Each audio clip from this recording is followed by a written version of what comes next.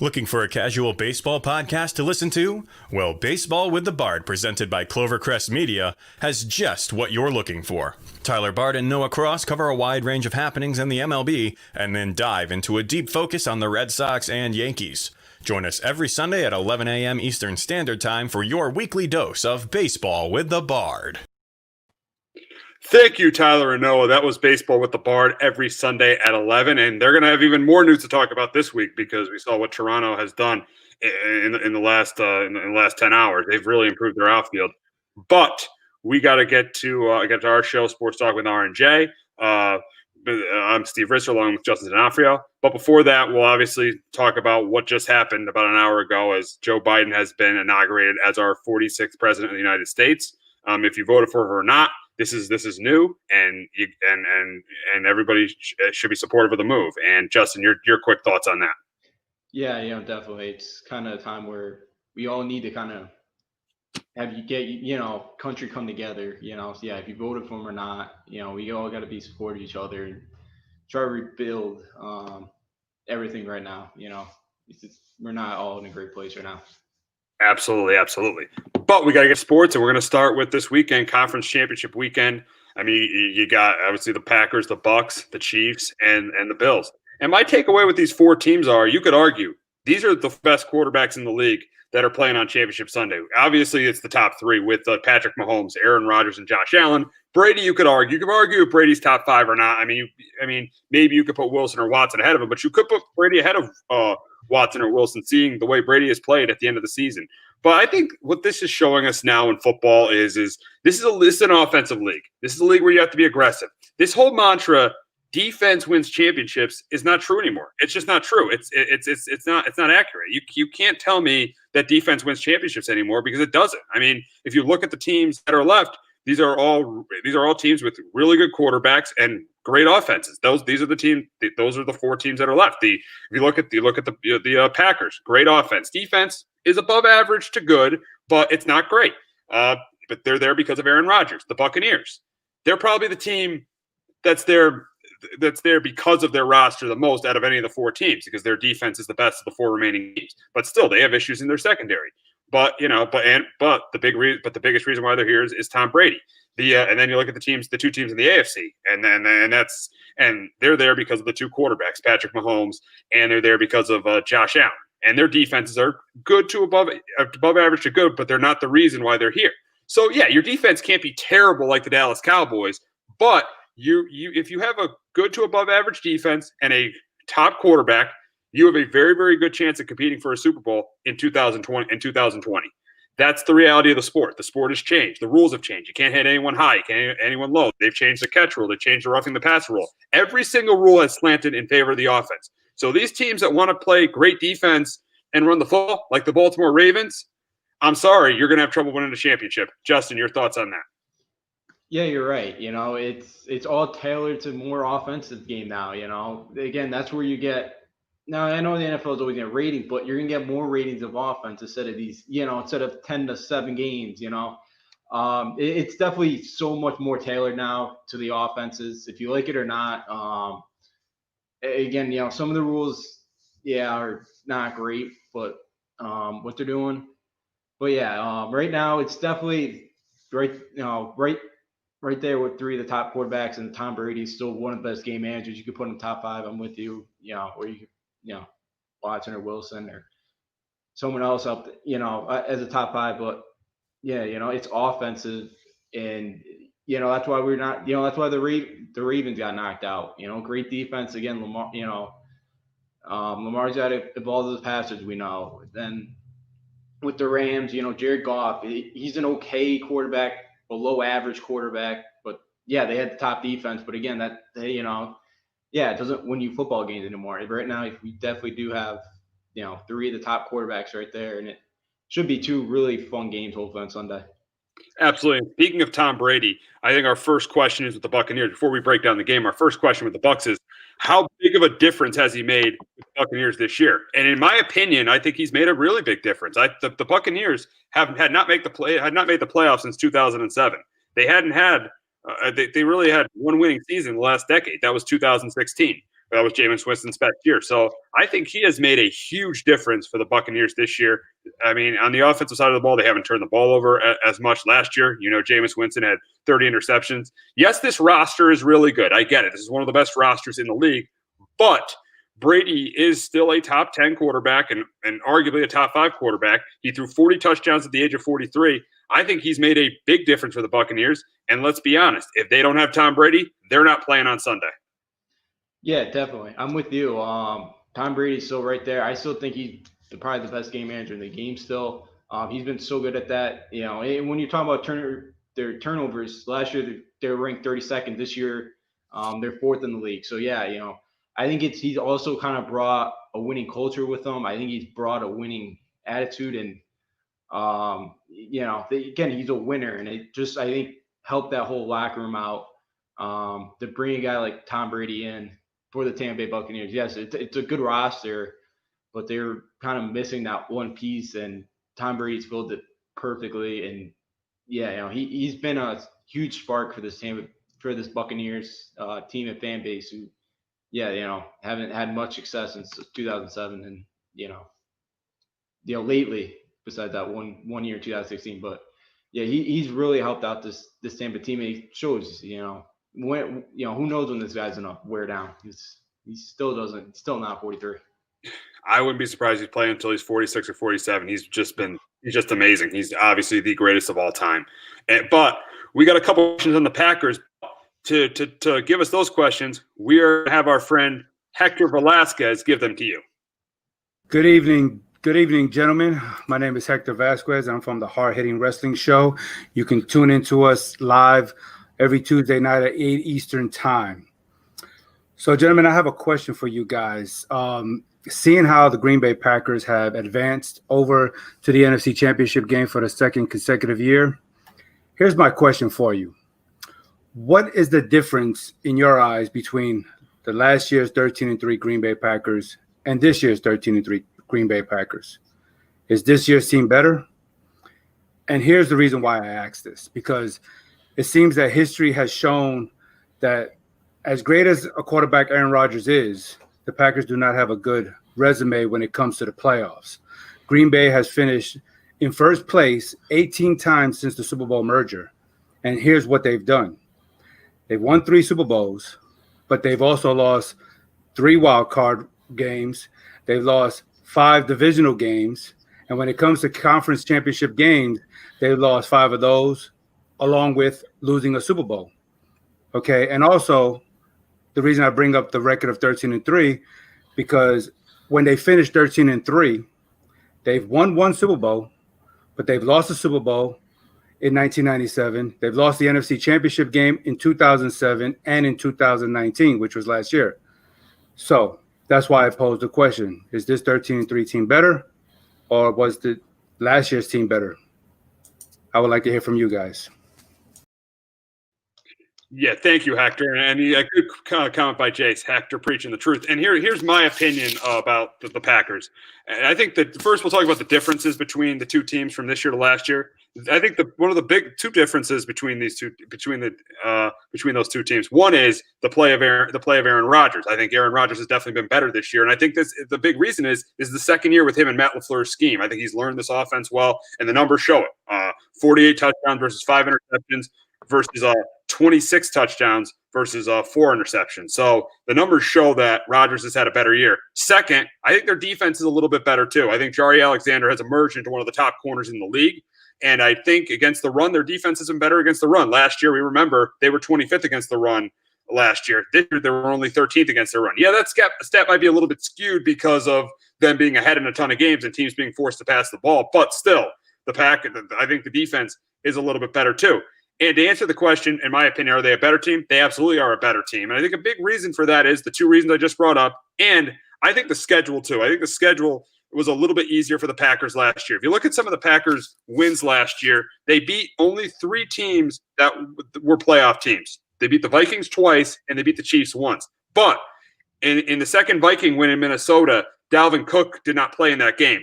And in the game where they beat Kansas City, Patrick Mahomes didn't play in that game. So I think they got a couple breaks there in some of those games. So I thought they were 13-3 last year, but they weren't as good as their record. And that held true in the NFC Championship game as the Niners completely ran all over them.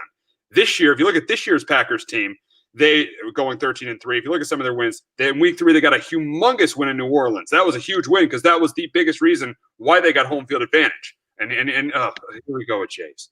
They don't have the best linebacker in the NFL anymore with Blake Martinez. That's why they're – oh, stop it. Blake Martinez didn't have a good year last year. If you read Pro Football Focus, Blake Martinez was – his grade was like a 50 or a 60 this year. Blake Martinez improved a lot last year, and there's no way Blake Martinez is the best linebacker in football, Jace. Not at all. I'll take Darius Leonard.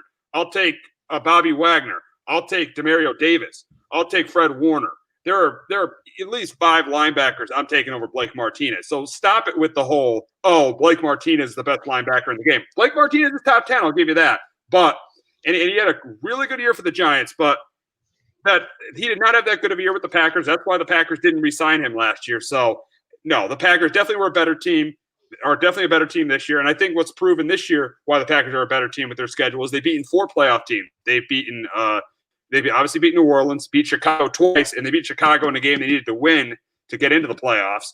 And they beat Tennessee. And they don't not only just beat Tennessee, they crushed Tennessee. So the wins are definitely more impressive with the Packers this year. So the Packers are definitely a better team than they were last year.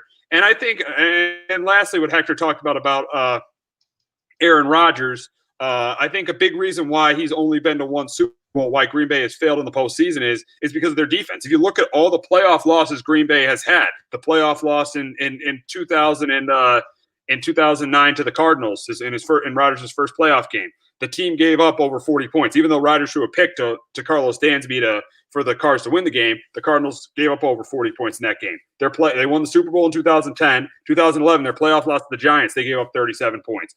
2012 playoff loss to the 49ers, gave up 37 points. 2013, Rodgers number 1 wasn't 100%, and the Packers defense didn't make a stop when they needed to. 2014, we all know what happened there. They had the game won, and they couldn't recover an onside kick, and that's why they lost that game. 2015, Rodgers made probably one of the best plays you'll ever see on that Hail Mary to tie the game, and then the defense, first drive in overtime, gave up a touchdown. 2016, the year Rodgers should have been the MVP, he pretty much carried that team to the AFC title game, and they got crushed, gave up over 40 points. 2017, obviously, he was hurt. He got hurt. 2018, the season hurt, and last year the defense couldn't stop the. They only won once. I think a lot of that has been by Rodgers undoing. Justin, you're on everything Hector said. Yeah, thank you, Hector, for the questions. I'll start with the difference between this Packers team and last year's. Yeah, again, being in Matt LaFleur's system for a second year really helped develop Rodgers. Since that Week 11 game against the Colts, he's now up to 23 touchdowns and 1 interceptions. So, Rodgers has really elevated his game, in the second half of the year. Again, on play action passes too, I think he's got like 21 touchdowns, 2 interceptions. His completion percentage is like 70 or 75%. He's been great off the play action. Yeah, their defense has improved a bit. And, definitely the schedule, I forgot how bad their schedule was last year. I thought this year's wasn't a whole lot tougher. It was a little bit more tougher, but they were more impressive with their wins, I felt like. Yeah. Yeah. A little bit more impressive from last year's team. But yeah, it's before, the second year, I think Christian Kirksey's been a nice addition at linebacker. I know he hasn't been great, but I think, a decent pick in the middle round guy. I think injuries, they had a couple injuries too last year towards the end of the year, I believe, too. So, I definitely think this team has definitely improved on the defense side of the ball and offensively too. And again, maybe drafting even Jordan Love really put a spark in Aaron Rodgers this year to really go out and prove something, because he's been able to do it. I just, there's just something different, I feel like, about this Packers team. And then from years past, you're talking about, defense, I think it's also, the coaching too. I think it's before so far, I know, it's only been year 2, but seems like he's on track to be better than Mike McCarthy. As we've kind of seen down in Dallas this year, that Rodgers, probably telling the truth about McCarthy. So I also think some of this, his coaching, because you're not recovering onside kick, that's something you don't see every day. But yeah, I do think this Packer team's better than last year's team. And then the second question about Ray with Rodgers. I can't hear. Why Rodgers is only won one Super Bowl. Okay, so I kind of guess I talked about that a second ago. With the coaching McCarthy, with the defense, and the Packers too haven't really put a ton around him.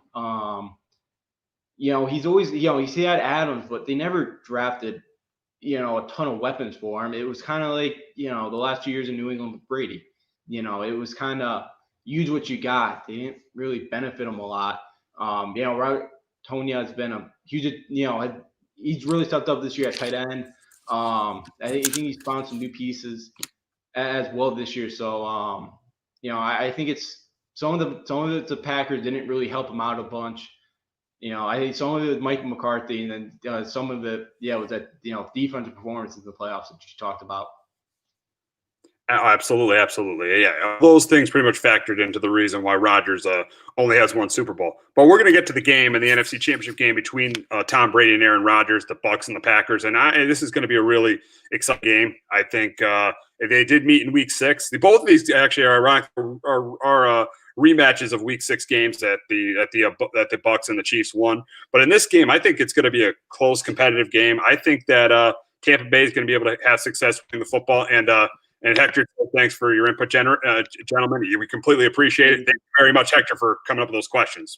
We really appreciate it. We'd love to hear. We'd love to have more questions from you in the future. So thank you so much, Hector, for coming up with the questions. And I think we're back to the NFC title game. I think this game is going to be a close, competitive game between these two teams. I think there'll be a different game from how it was in Week 6. It won't be a blowout. But I do think the difference is going to be, I think Tampa Bay is going to be the team that has more success running the football. With Ronald Jones and with Leonard Fournette, they ran the ball pretty well last week against New Orleans. I think they have more success running the football this week in this game. I think it's a really close, competitive game. I think that the Packers, they move the ball well on Tampa Bay. I think that Tampa Bay moves the ball well on Green Bay. But I think the difference is Tampa's going to run the ball more, and I think Tampa is going to force that turnover. They forced 4 last week. I still think they're going to force a turnover. That's going to give them a short field. I think ultimately that's going to end up making the difference. And I got the Bucs going to the Super Bowl. I got Tom Brady going to his 10th Super Bowl. I got the Bucs beating the Packers in a close one. This was a really tough one for me this week, 30-27. So I have the Packers losing their 4th NFC Championship game in 7 years. But Justin, we know Rodgers is the MVP of the league. Can he finally get the Packers past the NFC title game and get to the Super Bowl for the first time in 10 years?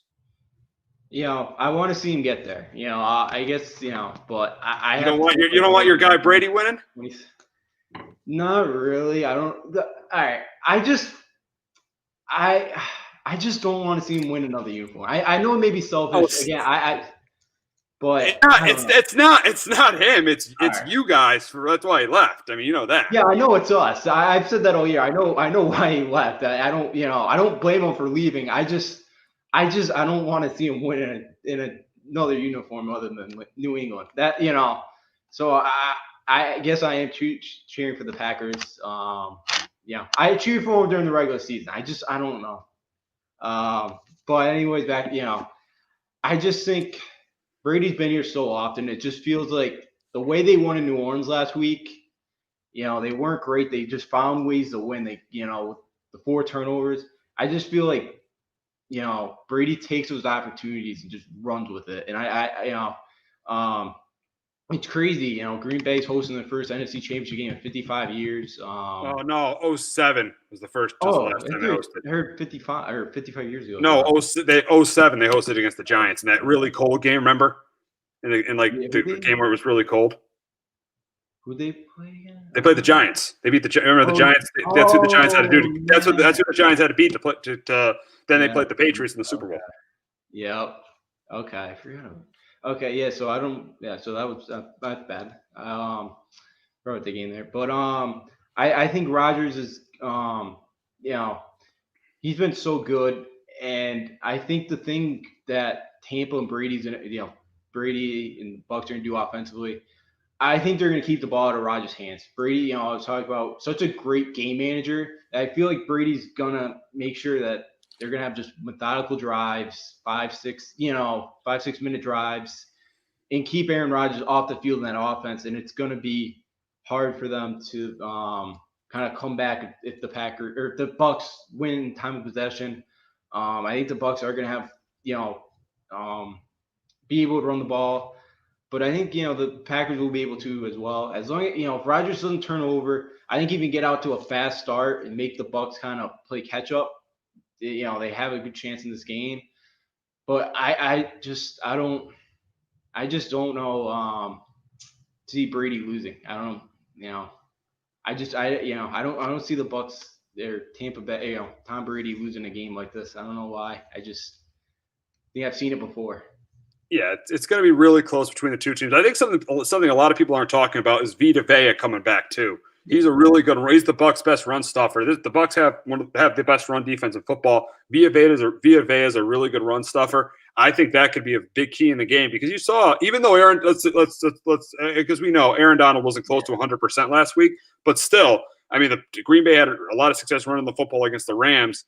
I don't think they're going to have that kind of success against the Buccaneers. And with the weather conditions, even though Green Bay's used to it, Brady's also used to it on the other side. So I don't think it's going to affect the Bucs offense that much because Brady's so used to playing in bad weather because he did it for years in New England. So, and I do think that run game is going to I think the Bucs will run the ball better. I think that makes a little bit of a difference between these two teams. Yeah, you're spot on. I forgot Vita Vea. I saw come off the IR yesterday. So if he's able to stuff the Packers run and make Packers one-dimensional in that weather, it could be difficult for the Packers to be able to get drives going if they're one-dimensional. And then because the Bucs, I think they will have success. And again, I feel like time of possession definitely can mean something in this game, especially how cold it is. You keep Rodgers on that sideline for a while, and it could be a huge factor in that game. So if you have Vita Vea, it could definitely be a huge factor in this game for Tampa Bay. Absolutely. But we got to get to the AFC Championship game between two MVP candidates. You got Josh Allen and you got Patrick Mahomes. This is a rematch of Week 6 again. And in that Week 6 rematch, the Chiefs really ran the ball all over the Bills. That was a big reason why they won that game. I think this game is going to be completely different. I think the weather is going to be fine in Kansas City on Sunday night, and I think this is going to be two teams throwing the football a lot. I think there's going to be a lot of points. I think this game's going to be back and forth down the field. I think the punters could take a day off for both these teams because I don't think you're going to see them at all. I think it's going to be back and forth, up and down the field with these two offenses. Yeah, the Bills' offense only scored 10 points on offense last week, but that was a windy day against a good defense. Kansas City's defense is not as good as Baltimore's defense. I think it's going to be up and down the field, but I think it's a close game coming down to the end. But I never pick against Patrick Mahomes. We all know he's questionable to play. We all know that he's probably going to play him. He's going to practice. He's practicing today. So I feel like that. I never pick against Mahomes in a very, very high-scoring game. I got the Chiefs returning to the Super Bowl and beating the Bills 34-27. But Justin, we know Josh Allen has had a great year for the Bills. But can their defense do enough to contain Mahomes and get to the Super Bowl? It's tough. It's tough to contain the Kansas City offense, as we know. I have Kansas City winning this one 31-24.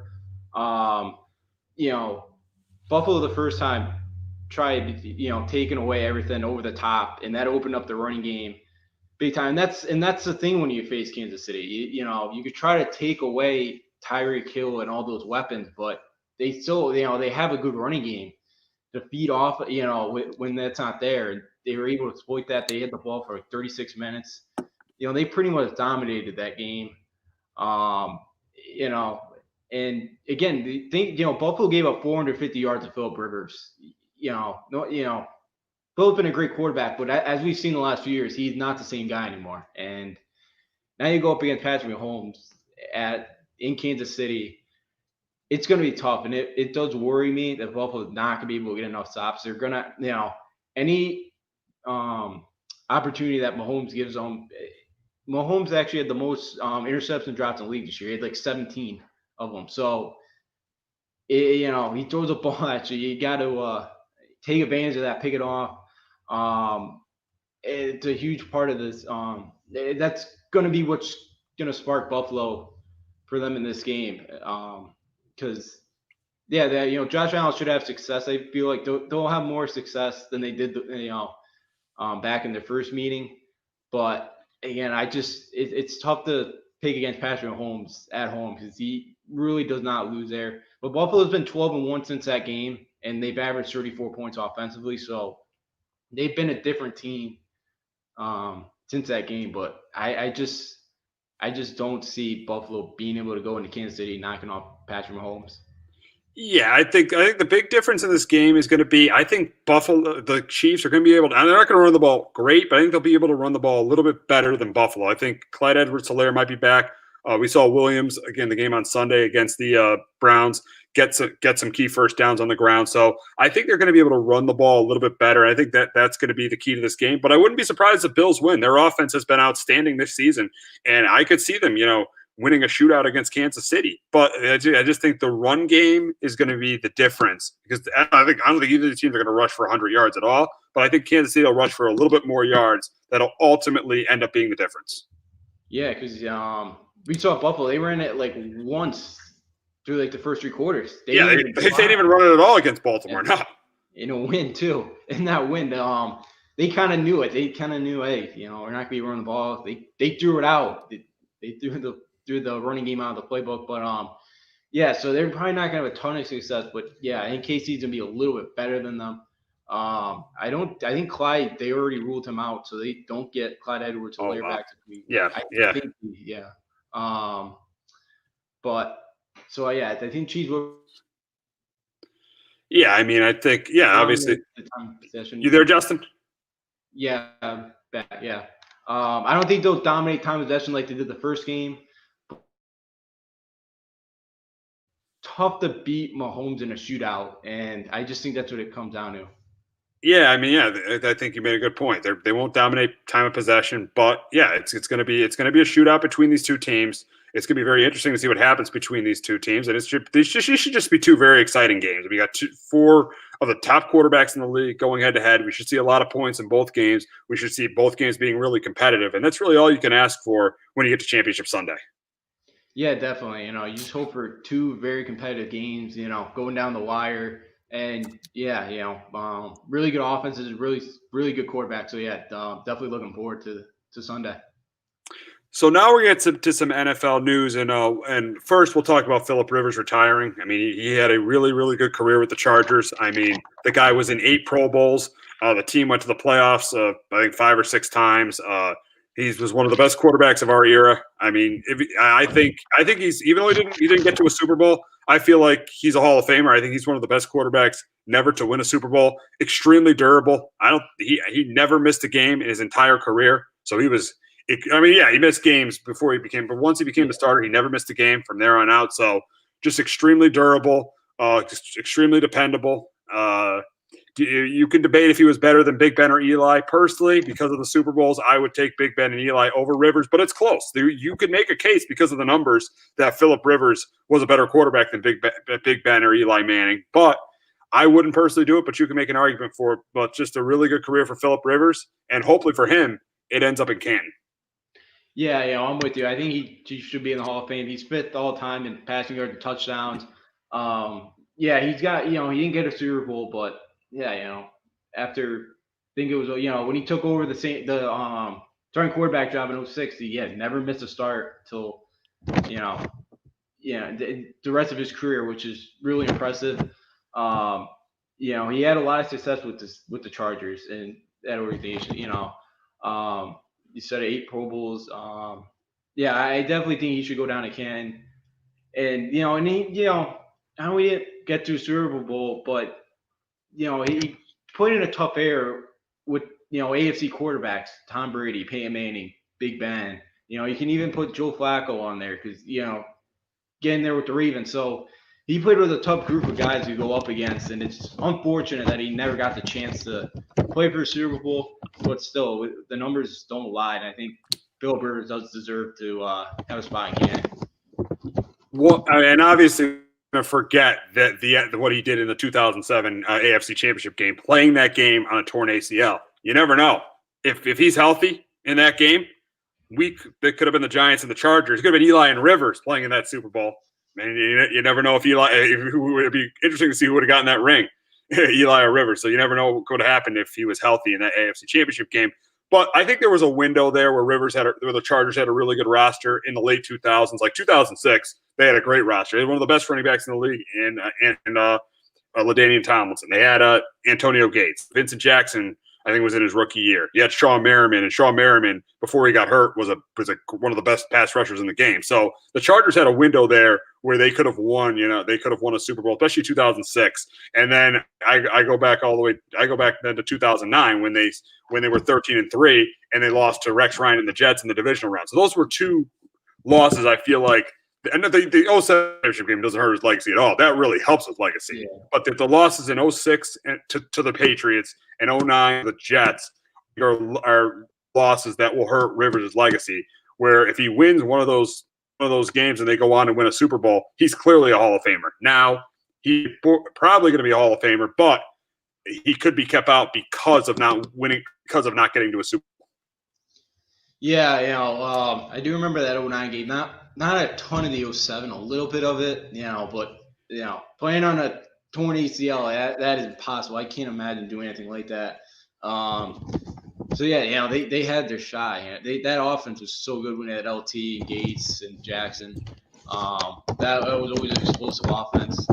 And yeah, we're kind of in all sports, the voters kind of want to see championships and playoff success. Yeah, so.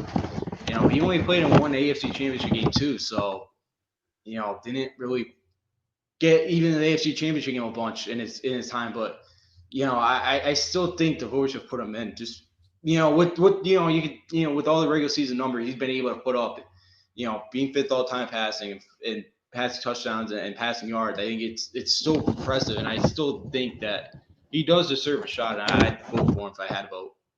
Yeah, I think he does. I think he's a Hall of Famer as well. But we got to move on to another AFC South quarterback, and that's Deshaun Watson. We're going to be talking about this for probably the next 3 to 4 months. He and now it's even getting worse there that he's not even responding to the Texans' phone calls. It's getting obvious that he wants out of there. Even though the Texans gave Eric Bieniemy an interview, it's just not getting better for Watson and the Texans. And I'm starting to lean towards the fact that he's not going to be a Houston Texan for much longer. Yeah, I'm with you. There's no way the way things have been going right now. It's unfortunate. Yeah, it's unfortunate to the Houston fan base because you just lost James Harden. You're going through with the Astros right now, kind of. And the Astros just lost 2 outfielders too with Brantley and Springer. Yeah, so they're kind of going back to resetting things here. So it's been a tough few months here for Houston sport fans. And what, it's unfortunate, that it's really come down to this point for Deshaun Watson because he's such a tremendous player. I think, when or if they trade him, I don't even think, it doesn't matter what they get. I don't think they're going to get the value back that you're giving away in Deshaun Watson. I think he's, that good and could, help obviously going to help out any franchise. But, yeah, it's a sad situation that, that's unfolding down there. Yeah, it all started when Bill O'Brien traded. They all started when they were up 24-0 against Kansas City last year in the divisional round. They lose. Bill O'Brien trades DeAndre Hopkins. O'Brien gets fired, and it's all completely falling apart in Houston. I mean, right now, obviously, if Watson leaves, they will be the worst team in football, and it's just completely falling apart in Houston. But we got to get to other NFL news, and Urban Meyer is in the NFL now. He's with the Jacksonville Jaguars. Jaguars hired Urban Meyer last week as their head coach. And for him, yes, he's going to have to deal with losing this year. Even though they're going to have Trevor Lawrence, they're probably going to lose at least 10 games because their defense is absolutely terrible. Does have some pieces on offense, though. DJ Shark, James Robinson, and and they're going to have Trevor Lawrence. So they got some pieces on offense. They'll be fun and exciting to watch, but it still will be a rough year for Jacksonville. But Urban might be the one college coach because he has the quarterback that I could see succeeding. You see Pete Carroll, because he had Russell Wilson. A big reason why he succeeded is because he had Russell Wilson. He had 2 failed stops in New England and with the Jets, but the big reason why he succeeded with the Seahawks because he had Russell Wilson. I think this could be the same for Urban Meyer. Yeah, talking about the losses, he had 9 career losses at Ohio State, so he's probably gonna have more losses next year. And his entire tenure at Ohio State. But yeah, it's gonna be a long year for Jacksonville, but I definitely can see him succeeding. He's a guy he's been a born winner, and actually Jace, brought up they do have 2 first-round picks from the Ramsey deal. I think they have 11 draft picks as well, 10 or 11. So they have the capital to really do a lot, and they have a lot of cap space too. But he's a guy that's won everywhere he's been, and I think he will have success in the NFL. Again, I think it's kind of something, I thought he was going to take the Texas job, but I think he just seems like he's got nothing left to prove, he feels like, in college. And he's going to a fan base in Jacksonville that had never really had any success. They were back in the AFC Championship game a few years ago, but there's nothing left from that team. So I think it really fires up a fan base here that really has had nothing for them. And, there's no other pro team in that city. And, I think this is huge for the fan base and really gets people in Jacksonville excited about this Jaguar team. And I agree with that. And I think a big reason I think he's going to be successful too is he lives down there too. So it's not like he's moving away or anything. He lives down there. So a lot of people say he's not going to be successful. I think he could be because of the quarterback. And I think that I think the biggest reason obviously is the quarterback. And when you have that franchise quarterback, you have a very good chance of being successful in this league. And I think Urban's going to be successful. I don't know if he's going to build the Jaguars into a championship team, but I think he's going to be successful in this league. Yeah, I think he will. Yeah, I think he's going to be able to. He's won at Bowling Green. He's won at Utah. He's won at Florida. He's won at Ohio State. He's won everywhere. And Trevor Lawrence, bringing him in, we'll see it, but yeah, he looks like he's going to be the next big quarterback. And then you look at kind of the division. Houston right now, who knows? Indy, who knows where they're going for quarterback now, and Tennessee right now with Tannehill and Henry look good, but so it's kind of an open division right now for after Tennessee, it's open for second place and beyond. Absolutely. But we got to get to the Jets and them hiring Robert Saleh. And you never know how a head coaching hire is going to be, but I like this hire because I feel like he's not like Adam Gase, who's supposedly this offensive genius and doesn't have any connection to the team. I feel like Robert Saleh is going to have connection to the team. He's going to be a leader of men. I think he's going to be respected in the locker room. And if the Jets can get this QB situation, figured out, I think this team can be successful with.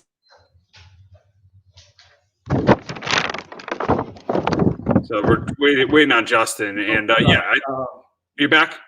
Yeah, sorry, I don't know what happened there. Yeah, I'm excited. I like this Jets hire right now. I know you said it. He's pretty much a complete opposite here of Adam Gase. We've seen him on the sidelines, very energetic. Brings a lot of passion. And then I like his OC hire with Mike LaFleur. That's crucial. That is very crucial, that OC hire, because say they keep Sam Darnold, this is a really good system for quarterbacks. Kyle Shanahan, that system does really well with quarterbacks. Yeah, you're right. So I think it could be a huge thing if they want to, huge deal if they keep Sam Darnold, that's their decision. But yeah, I think, a guy coming in here with the Jets organization, and he's a guy too that, we've seen with the Niners, he's had success. And then even this year with all the injuries, that Niners defense was still pretty good. With everybody they lost, he's still got that defensive buy-in and play well. So for a Jets team too that doesn't have a lot of overall talent, he could really get them to play hard and maybe be able to steal some wins next year. So yeah, I think it's a really good hire by the Jets. Yeah, it's obviously their best hire since Rex Ryan. I think, everyone wants to get on Rex Ryan because he talked a lot, but he was a pretty good coach. We got a comment from Jace. My problem with all these hires is you get the first pick of new hires and no one goes for Bieniemy. Here's my big reason about Bieniemy not getting a job. And obviously has nothing at all to do with race, in my opinion. I think the big reason why Bieniemy's getting passed over for this job is he's not the play caller of the Chiefs. Andy Reid is, and Andy Reid's one of the best. You saw on Sunday, he's one of the best and most creative play callers in the game, and obviously he got the best quarterback in the game. So I just think with what's around Bieniemy, I think that's the biggest reason why he's not getting those jobs. And then people will say, "Oh, what about Doug Peterson and what about Nagy?" I'll answer your question there. When Doug Peterson was the OC of the Chiefs, Patrick Mahomes was not the quarterback of the Chiefs. Alex Smith was. Same thing with Nagy. So that's why Matt Nagy and Doug Peterson got coaching jobs. Because if they were coaching Patrick Mahomes, they probably have coaching jobs either. I think the biggest reason why Bieniemy has not gotten a coaching job is because of the fact that he had Andy Reid calling the plays, and he's got Patrick Mahomes. I think that's why teams are passing on Bieniemy. Yeah, I agree with you. I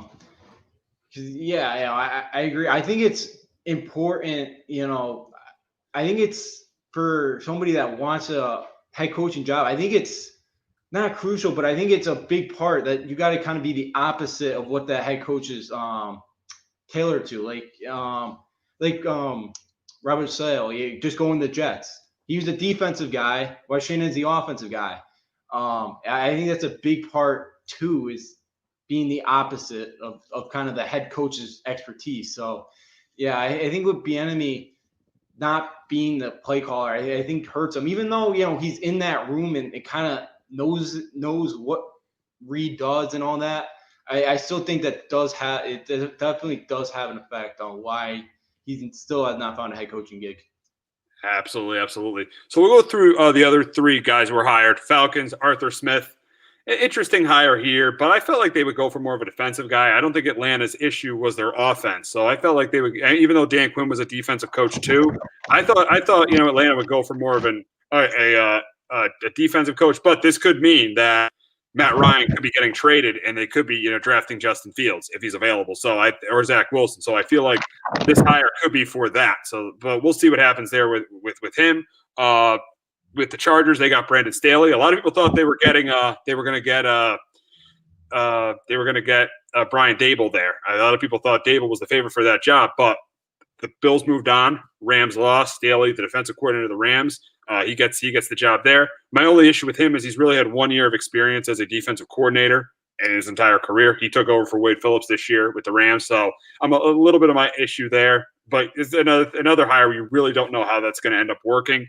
And then today the Lions hired Dan Campbell as their head coach. Really, the one thing we remember about Dan Campbell is he took over for Joe Philbin at the middle of the 2015 season for the Dolphins. I feel like he's a leader of men. I feel like he's something the Lions need. But again, you really don't know what's going to happen there. Justin, your take on the hires? Yeah, Arthur Smith one, I'm with you. It's interesting. You talk about maybe moving on from Matt Ryan. He's kind of really helped. This year especially, kind of with building kind of Tannehill, kind of rebuilding him. I know he's got a strong running game. He does very well in that, and that's something the Falcons haven't had either. So, and maybe kind of help develop a running game for this Atlanta Falcon team.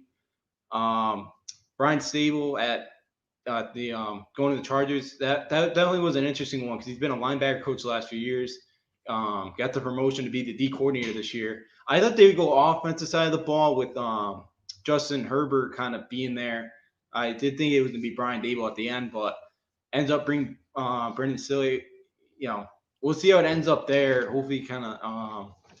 So that was another interesting one. Dan Campbell, I do like this one for the Lions. I think he's the guy that's opposite of Patricia. Patricia, yeah, and he's more of an old school guy, but he's not too old school where players aren't gonna not gonna like it. But he's another guy that sounds like he's a leader, man. He's played the game. He's been Sean Payton's right hand man forever. He even played for Sean Payton. So yeah, with the Giants and the Cowboys, and the Saints, So I feel like this could be a good hire for the Lions. For another organization that had just had absolutely no winning. Again, maybe this is the guy to kind of break them out of it. I think it could be a good hire for the Lions. And lastly, right now with the Eagles, it's not a shock that the Eagles and Texans are the two teams without head coaches, but the Eagles right now, the favorite looks like it's going to be Josh McDaniels. And it would be nice to see him get a second shot. I mean, I think that with Jalen Hurts or Carson Wentz, I feel like now with Rivers retiring, I feel like there's a big possibility Wentz gets traded to Indianapolis. So if he has Jalen Hurts or even Carson Wentz, I think he could be able to fix some of those guys. And then say they take a Jamar Chase or a Devontae Smith in the draft, I think Eagles offense can be really good with McDaniels. And it's nice to see McDaniels get a second shot because unlike Adam Gase, who, got fired from Miami and took over with the Jets, he really didn't learn from anything he did wrong. I think McDaniels has really learned from stuff he did wrong. And I hate to say it, but because I don't like the Eagles, but I think he could be successful with the Eagles. I think he can. I think it would be a good hire by the Eagles. Again, I always thought he was going to be the guy to fill in for Bill after, whenever Bill decides to retire. But I think he could fit out in Philly. Yeah, whoever they have as quarterback. Again, I know you could kind of say the offense New England wasn't great this year. Oh, he didn't, it came, but they had absolutely nothing there this year. They had success still last year with Brady a bit, but yeah, he's been a guy that has had success, and I definitely do feel like he should get another shot. Again, I think I agree. If they get another wide receiver who can stay on the field for him, I think he definitely can have success offensively in his second go around. It's going to be interesting to see what the Eagles and Texans do with their coaching hires and to see what happens on Championship Sunday. But there was a huge trade in the NBA, and we got to shift over to that. But before that, we got a promo from the Posting Up podcast.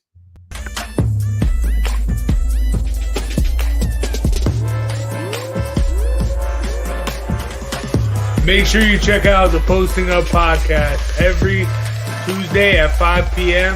and every Saturday at 1, where Lucas, Sean, King Zay, and Big Jace break down all the latest news in the NBA today. Check it out every Tuesday and Saturday on YouTube, Twitch, and Facebook.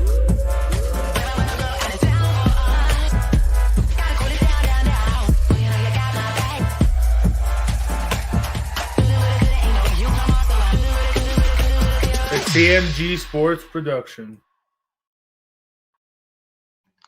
The Posting Up podcast every Tuesday at 4:30 and every Saturday at 1, starring Lucas, Isaiah Groves, Jace Garcia, and Sean Scanlon. So check that out. I made an appearance on it last week. Me and Chase went at it a little bit about the Raptors and Kawhi Leonard. So definitely check out that podcast on Tuesday and Saturday. But there was a major trade in the NBA, and we all knew that it was inevitable that James Harden was going to be traded, and the Rockets did it. They traded him to the Brooklyn Nets in a 4-way deal with the Pacers and Cavs. The Rockets ended up getting Victor Oladipo from the Pacers. The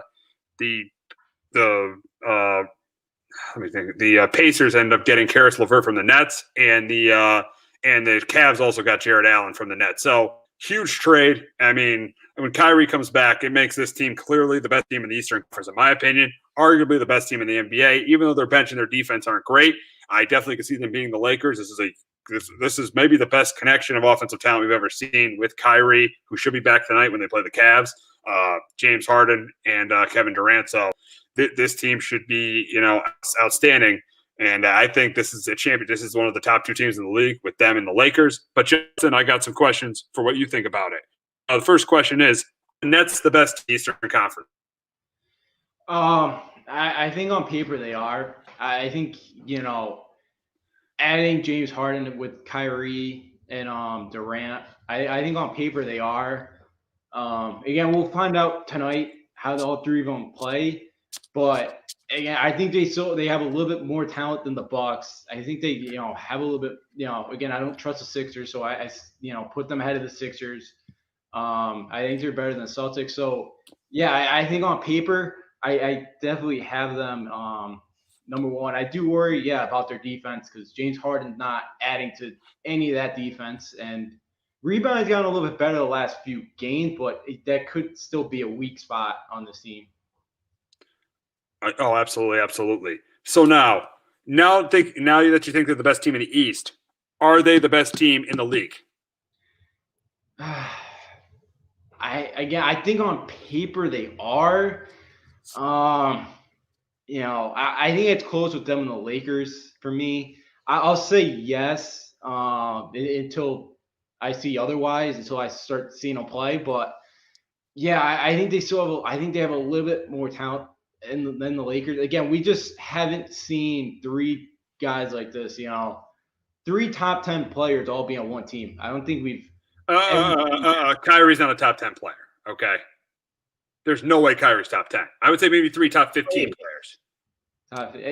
If he plays, I think I could maybe put him up. I could put him up there, but if he play, I hate to say it, but if he's on the floor and playing, he could be a top 10 player. That's when he's on the floor when he wants to be. But if he wants to be on the floor, I think he could be a top 10 player. I think I'd try to slot him in at 10 now, but anyway, or top 15. We haven't seen this before. Actually, because I saw a stat. It was like an analytical stat. But Kyrie, Kevin Durant, and James Harden all have the ball in their hands 30% of the time during a game. So that's 90% right there. So I don't know if there's be enough basketball to go around for those guys, but for right now, I think they are the best team on paper until, I see otherwise, which, again, I don't know if this is going to work out or not. Now, speaking of Kyrie, this leads me to my last question. Are they better off without Kyrie? The way I've been seeing him and Harden and Durant playing, the last few games, I think they would be, I just don't – what's he going to do when he's a third wheel on this team tonight? I don't see him – being able to take that role. He came to Brooklyn to be the guy with Durant, and I don't think he wants to be the third man, the third option on this team. So me, I don't know. I don't think he's gonna like it, but and I don't think. And again, I think they would be better off without him. But again, I don't blame the Rockets for not wanting him because I don't think he would even report to Houston. So it doesn't shock me that Houston want him, but I think they would be better off without him. And now looking at some of the other teams, how they benefit from this trade, you look at the Rockets now with Oladipo. He had a pretty good first game with the Rockets. You got Oladipo and John Wall in that backcourt. I do feel like, though, this is a team that barely will make the playoffs and be kind of a 7 seed in the playoffs and get knocked out in the first round now, if they make it.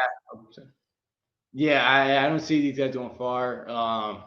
You got a nice piece in Oladipo with all the first round picks you have.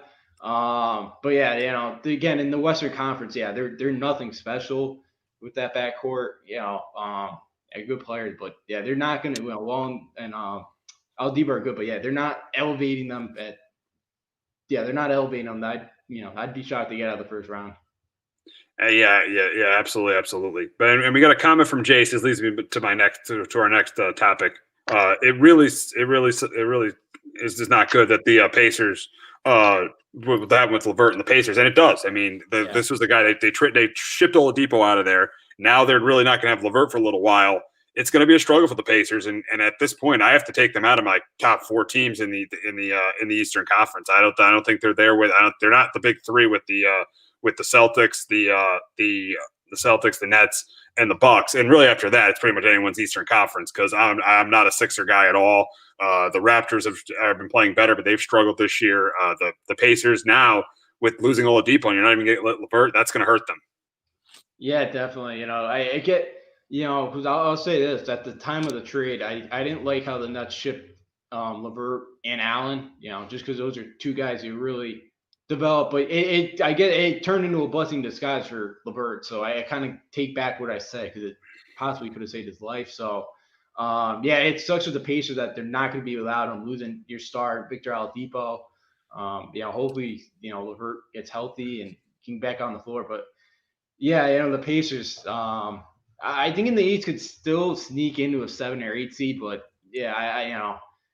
after that, but obviously I think they get bounced in the first round if they can make it in. Yeah, and lastly, the Cavs got the worst of this return, getting a Jared Allen. He might be able to be the center of the future. See what happens with Andre Drummond in free agency. Do they deal him with the trade deadline? So we'll see what happens there. But they definitely got the worst of this deal by far, in my opinion.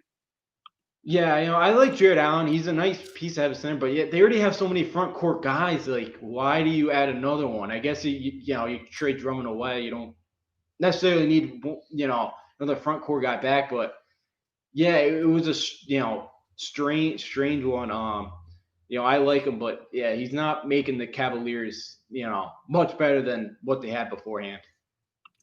Oh, absolutely not. Absolutely not. I mean, the Cavaliers are still a team that's not even close to a playoff team, and he does not make them close to a playoff team. But then he just definitely doesn't make them close to a playoff team. Yeah, I agree with you there. Yeah, he's a nice player. I like the way the Nets developed him, but yeah, I just the Nets. I mean, the Cavs still have a long way to go in their rebuilding right now. So yeah, he doesn't make them much better than they were beforehand. Absolutely, and the thing is the Nets. The 2 games with Durant and Harden playing together, they've been really good. I mean, they beat the Magic on Saturday night. They beat the Bucs on Monday night. So I think this pairing is going to be really good. It's going to be interesting to see what happens with Kyrie going forward. But we got to go to another New York team who made some big moves last week, and that's the Yankees. Our Yankees made some really big moves. They signed then when the big one was signing DJ LeMahieu. Signing DJ LeMahieu to that 6-year, $90 million deal, only $15 million a year for DJ LeMahieu, who's probably been arguably the most productive player for this team over the last 2 years. Arguably should have been the MVP last year. So I'm really excited for DJ LeMahieu to be a Yankee again.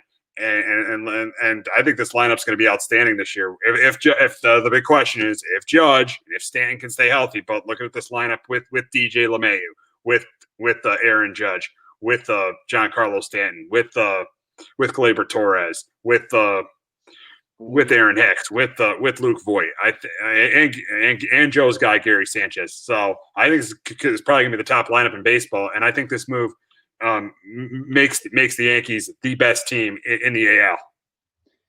Yeah, again, DJ LeMahieu was a must. He's definitely been their best hitter the last few years.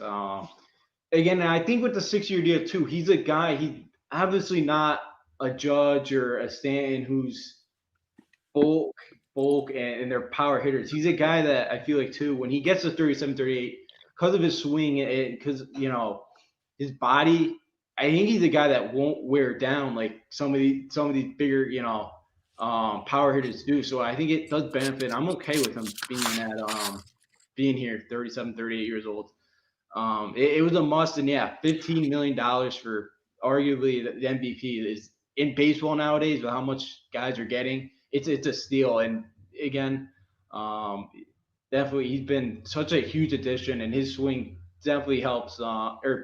His swing definitely helps guys playing in Yankee Stadium 81 games a year. So yeah, I love that they're bringing him back in because he's a huge piece of this lineup. I knew the Yankees probably weren't going to lose him, but such a terrific hitter. Remember back in the days we were doing the roll call with Joe. Joe would always say, the Yankees don't have a leadoff hitter. The Yankees don't have a leadoff hitter. They'd have Brett Gardner, but he couldn't. He was not a good leadoff hitter. The Yankees didn't have a leadoff hitter. This guy came in the last 2 years, and he has been that leadoff hitter. He has filled that void. And obviously, we'll never forget that home run he hit against the Astros to tie that game before Altuve won the game in the ALCS. So just filled that void as a leadoff hitter. And again, I am so happy to have him back on this team. Oh yeah, hopefully he's our leadoff in the next 5-6 years. He keeps swinging the bat like this. So yeah, I'm so happy. Beginning of last week when it kind of sounded he was getting aggravated, I kind of got a little worried. Like, yeah, could this maybe be the end? Figured they were gonna sign him eventually, but yeah, I love having him back, and yeah, hopefully they can make another run this year, finally get the World Series. That's the goal of these moves. I feel like this is the year the Yankees have to get to the World Series. And I think another thing that's going to help them get there is them signing Corey Kluber to a 1-year, $11 million deal. And I think, yes, the guy's been hurt the last 2 years, But I think Kluber's going to help them. I really do think Kluber's going to help this rotation. He won't be the number one like Cole is, the number two like we hope Severino's going to be. But I think he's going to help the rotation with Montgomery, with Debbie Garcia. I feel like he could be a solid number 3 starter because it looks like Tanaka and Paxton and Happ are all going to be gone. So I think he could be like a solid number 3. And say we get what we got out of him from 2018. If we get the 2018 Kluber, you could argue this rotation is going to be outstanding. Yeah. And then you got Herman coming back too. So I don't want him back, but yeah, he's back. I don't either. I know. I don't either, but he'll be back in the fold most likely. But yeah, again, he's a guy that wants to prove that he can be the guy he was a few years ago. Yeah, he's been great in the playoffs. He was great. He's been great in the regular season. If he can stay healthy, yeah, I love this. I love this signing. Great. Yeah. He's shut down the Yankees at times, and he's definitely a guy that could help kind of middle to end rotation, I think if he can make like 20, 25 starts, I'd be perfectly fine with that. Again, I'm not expecting to make all 33 or whatever, 32. But look, if he can stay healthy for majority of the season and then just be fresh coming in October, I'd be really happy with that because I feel like, we've seen it. They need another guy in the postseason. He's a guy that's been through it, and he's been a guy that has pitched really well in the postseason. So I'm fine with the signing, and I'm excited that Flory Kluber. When he's healthy, I love watching him on the mound. Absolutely. This team, I feel like with what's happening, I know the Blue Jays, I know we'll get to the Blue Jays, but with the Rays, not trading Snell and not signing Morton. The Astros, you look at them, they're falling apart. They're not going to be they won't be the same team going forward. So you look at the American League, it's not as good as the National League. This year is the Yankees American League to lose. They have to win the AL this year, or I think it's reasonable if they're not in the World Series, this is it for Aaron Boone. Oh yeah, I agree with you. I think it would be because it's a contract year too for him. So I definitely agree. It's World Series or bust for this team. Go get to the World Series. I feel like I don't know about winning it because the Dodgers and Braves, if they lose to them, they still had a really good year. But I think getting the World Series is a must for this team this season for it to be a successful season. Even an ALCS loss, I feel like the season's a failure, and that's tough. And I've never said that in a while about the Yankees, but I think it's being in the World Series or the season's a failure. No, I'm with you. It's going to be 12 years, and yeah, the American League, the White Sox look good but again, they have so many young guys. The Blue Jays are starting to scare me a bit here, but yeah, the Rays are taking a step back. The Astros, I can't trust the Twins in the postseason. The A's, you can't really trust either. So yeah, it's the Yankees year. They have to get back to the World Series this year. Yeah. I'll say it. If they don't, I think Boone should be, replaced. I think Boone, should not be resigned as a New York Yankee manager. Absolutely. They said in 2017. I know it was Girardi's contract here, but they said in 2017, getting to Game 7 of the World's not good enough. Now it's been 4 years with Aaron Boone. If he doesn't get to the World Series after 4 years, see you later. Goodbye. You're done. But we went to another AL East team, probably the biggest threat to the Yankees in the AL East made in 10 hours, and that was the Blue Jays. And the big one was George Springer with a 6-year, $150 million contract, making $25 million a year. They didn't get him as a bargain like the Yankees did with DJ LeMahieu. So I do think this Blue Jay lineup is going to be really good this year, though. You look at now with Springer, with Biggio, Bichette, Guerrero, Gurriel, and Hernandez. This is going to be one of the top lineups in baseball. I think the issue with the Blue Jays and why I still don't think they're better than the Yankees is because of their starting pitching. They're not as deep in the rotation and their bullpen, but I do think the Blue Jays, no matter if they have 10 teams or 16 teams make the playoffs, I definitely think the Blue Jays are going to finish in second. And I definitely think they have a very good chance of being a wild card team. And it's going to be very likely that the Yankees and Blue Jays are going to meet in the first round. Yeah, this Blue Jays team the last 10 hours, have really creeped up, with George Springer. The Brantley, it sounds like they haven't signed a deal yet, but it sounds like it's pretty likely he's going to sign at some point. It's like two great outfield acquisitions.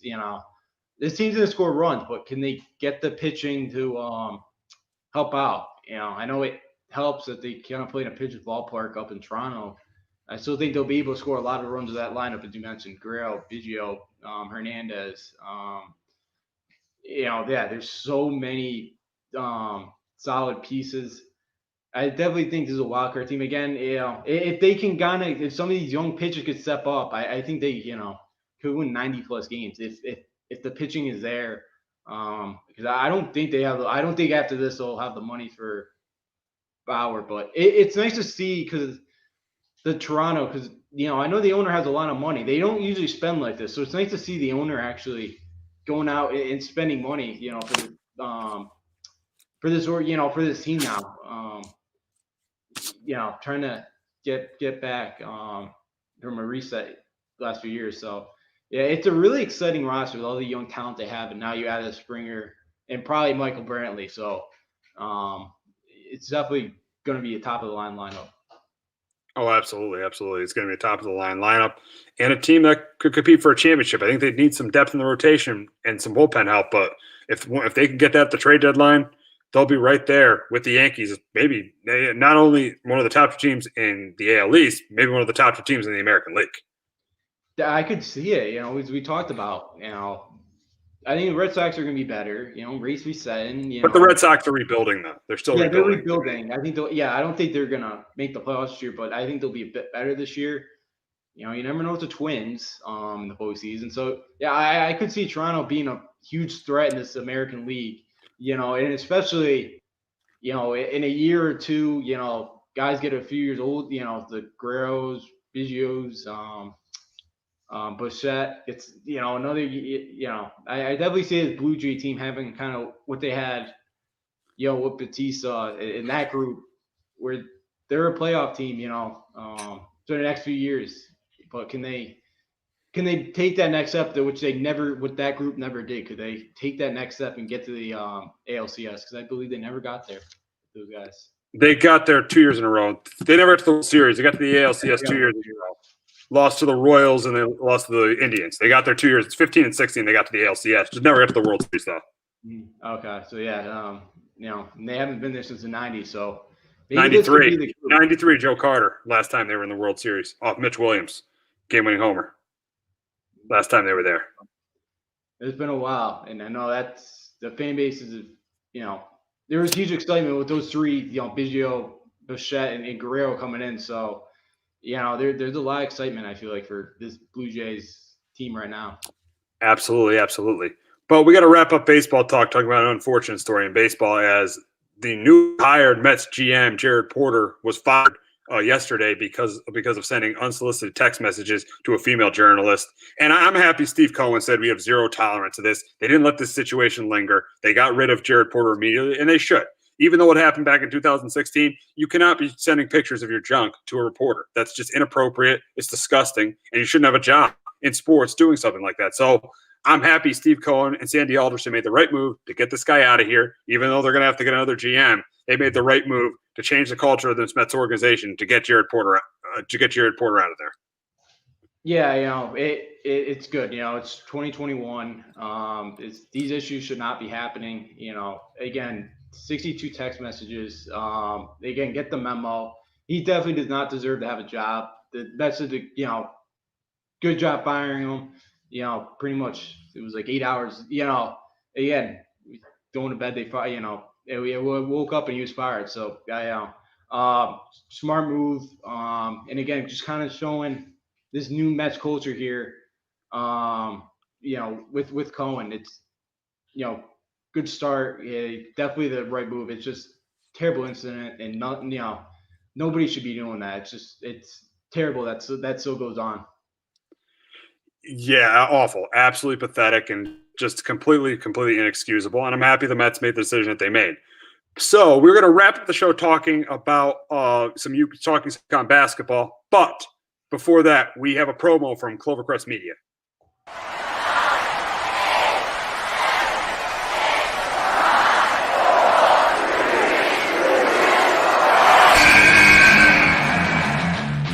Ladies and gentlemen, boys and girls, prepare your ear holes for the best wrestling podcast in the world. It's time for the Hard-Hitting Wrestling Show. Tuesdays at 8. Hard-Hitting Wrestling Show every Tuesday at 8 o'clock. Make sure it was last. Make sure you check that out every Tuesday. We got starring Jace Garcia, Ovi Muniz, Hector, and Frank. So check that out. ClovercrestMedia.com. So make sure you check that out every Tuesday night. But we got to talk some UConn basketball, and it was not a good game for UConn on Martin Luther King Day, as they had a 14-point lead in the first half against St. John's. They give that lead away. They lose 70-70. And I think the big takeaway is I think Boak Knight is going to be a loss. Yes, they could beat the DePauls. They could beat the two worst teams in the conference, Butler and DePaul, without him. But even though St. John's isn't a great team, they struggle to beat St. John's without him. And they're lucky the game against Xavier is not being played tonight, because I think they would lose to Xavier if they didn't have Boak Knight either. So I hear Boak Knight's going to be out for about 4 weeks, and they need to get James Boak Knight soon, because the problem is there really is no other consistent scorer on this team. I don't mind Tyrese Martin. I don't mind RJ Cole. I don't mind Tyler Polley or Isaiah Whaley, but there's no consistency outside of James Boak Knight, and that's really going to hurt them, especially especially on Saturday when they're going to have to play Creighton. Yeah, that was a very unfortunate loss. Up 14, 21-7. I thought, okay, bury these guys, and they weren't able to do it. Yeah, it's consistency. They were 9 for 22 on layups, 9 for 22, 15 for 26 at the free throw line. Again, it's just stuff that we've seen the last few years, that they just make the constant mistakes, not finishing. Yeah, it's Cole came out, had 12 points in the first 5 minutes, and it looked like, okay, he's in rhythm. Really didn't get going after that. But the biggest problem I had in this game was Dan Hurley. Ooh, really? Oh yeah. What did he do? What did he do to get you upset? Not playing Adonam Sanogo. Oh, so you're a Sanogo guy. What? So you're a Sanogo guy? You like Sanogo?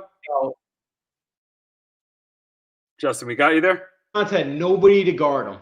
And Dan Hurley, because they had a small lineup, so I couldn't put him in there. You let Mike Anderson dictate the game. In a game where you were dominating for the first 35 minutes, and you let him come in here and dictate to get how the game was going to go. St. John's had nobody to slow him down. I don't care that they're going small. Put him in there. They had nobody to stop him. That in the end of games, he freezes. Like the rest of the team, they freeze in the final few moments. His brother's even worse. I don't know if you've ever seen Arizona State end of the game, but they're even worse. I've seen it a couple times, yeah. Oh my God. So they the end of game, so it's got to get better. And again, he's got the team, he doesn't have to, he's not at Rhode Island or Wagner anymore. He's got the pieces. He does not need to, play his hand like, he doesn't have to do what the opponents are. He can dictate the game, So that was a disappointing part as well for me in that game. And then it was disappointing too. It was a standalone game on Fox. It's the only college basketball game you kind of get to show the world, hey, UConn back. You show the rest of the country, and they just could not do it. I know they had, even without Boak Knight, they should have won that game. St. John's, that team plays like a New York team. That they got some good young pieces. That's a team in the bottom of the pack that I'd be scared to see. I like what Mike Anderson's doing in a few years. That's going to be one of the best teams in the Big East, I feel like. But that was disappointing Monday. Just, again, got to finish. And yeah, the Xavier game is a blessing in disguise now. That, they had another cancellation, which stinks, but I think they kind of need to practice and get healthy. The one thing for Creighton this time around, Marcus Zergowski's out with a hamstring. He didn't play Saturday. I haven't heard if he's playing tonight against Providence or not. It didn't sound like it would be a long-term injury, so he may be out Saturday. He may play. RJ Cole, I felt like, did a really good job with him the first time. They really slowed him down. This Creighton team this year too, if you remember last year's season, they didn't play much defense. This year they play defense. Oh, really? They're not big, but they play defense. That was their one kind of weakness last year. So again, Mooney hurt them the first time. All 5 of the starters are double digits. Again, they're consistent. They have guys that can step up when Zergowski was shut down. They have the guys, they have the guys that can pick them up. Again, you got to limit this team to one shot because they're so good shooting the basketball that you give them 2-3 opportunities, they're going to hit one of them. They got to rebound because they were even with the St. John's team that was not great on the boards. You're even, and they were small too. So that did not really impress me. But again, it's definitely a tough test. I think you're through, you go on the road, 3 straight, you come back Monday, you lose that game. But now another tough test on national TV. I think they bumped it up to like the big noon. I think it's noon, yeah. So it was supposed to be 2:30. So you got another big game Saturday, kind of rebound here. But it's going to be a tough one.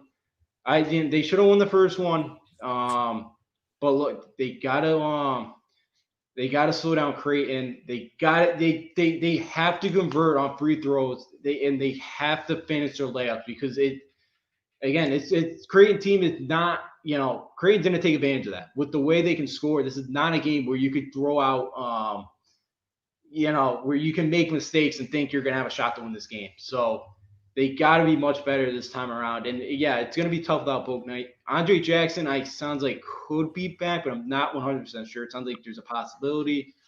But again, I'm not very confident on Saturday, but again, kind of get the rebound here.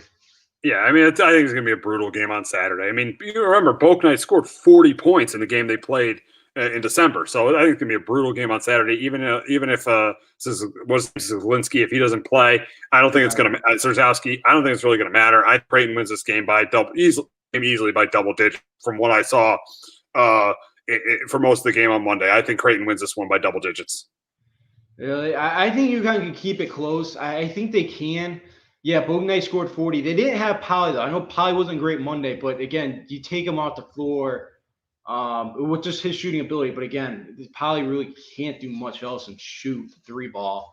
But, yeah, they got to have another guy step up. 40 of their points came from Jay Bouknight. They scored 74. So, yeah, they really need Cole. They really need Martin, which actually I forgot. Martin did have the layup yips at Rhode Island, so this is nothing new for any UConn. He had not been able to convert layups when he was at URI. But yeah, Martin, Polley, Cole, even a Whaley who could score. He can kind of score 12 to 14 a game. Even him, he's got to probably be in the double digits.